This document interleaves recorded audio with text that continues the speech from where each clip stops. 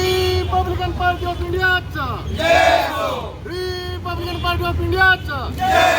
अरे जग में बुद्ध का नाम है, यही भारत की शान है, यही भारत की शान है। डॉक्टर बाबासाहेब आंबेडकरांचा मोदी पुत्र बहुतांच्या ताब्यात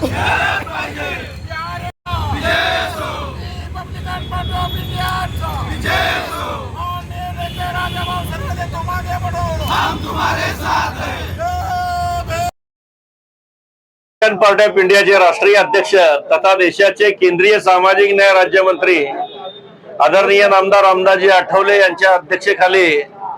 आणि रिपब्लिकन पार्टी ऑफ इंडियाचे महाराष्ट्राचे अध्यक्ष राजा सरवदे यांच्या उपस्थितीमध्ये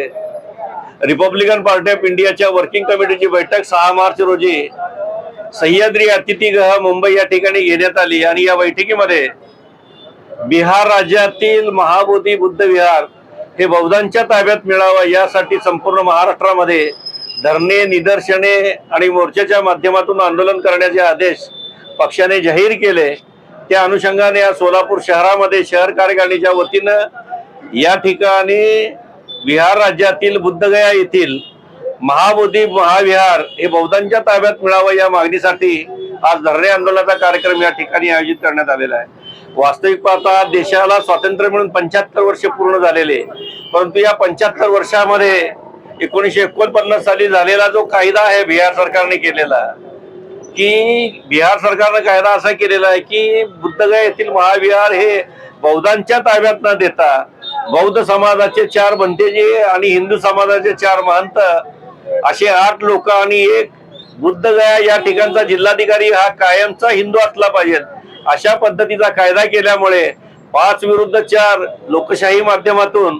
हे मंदिर आजही बौद्धांच्या ताब्यात नाहीत। ज्या पद्धतीने हिंदूची धार्मिक स्थळे हिंदूच्या ताब्यात आहेत, मुस्लिमांची धार्मिक स्थळे ही मुस्लिमांच्या ताब्यात आहेत, शिखांची धार्मिक स्थळे हे शिखांच्या ताब्यात आहेत, पारशी समाजाचे हे पारशी समाजाचे आहेत, परंतु बौद्धांचे धार्मिक स्थळ या स्थळावर आज अतिक्रमण ज्या पद्धतीने चालू आहे, आज जगातील 62 बौद्ध राष्ट्रांकडून आर्थिक मदत या ठिकाणी मिळती, ती कुठे जाती याचाही विचार करणं गरजेचं आहे आणि केवळ त्या निधीसाठीच हा कायदा बिहार सरकार बदलत नाहीत। जगामध्ये फिरत असताना भारताचे पंतप्रधान असतील, भारताचे राष्ट्रपती असतील, आम्ही गौतम बुद्धाच्या जन्मभूमीतून आलेलो आहोत, बुद्धाची शिकवण जगाला शांतीचा संदेश देणारे आहेत अशा पद्धतीची भाषणं करतात, परंतु वागायला मात्र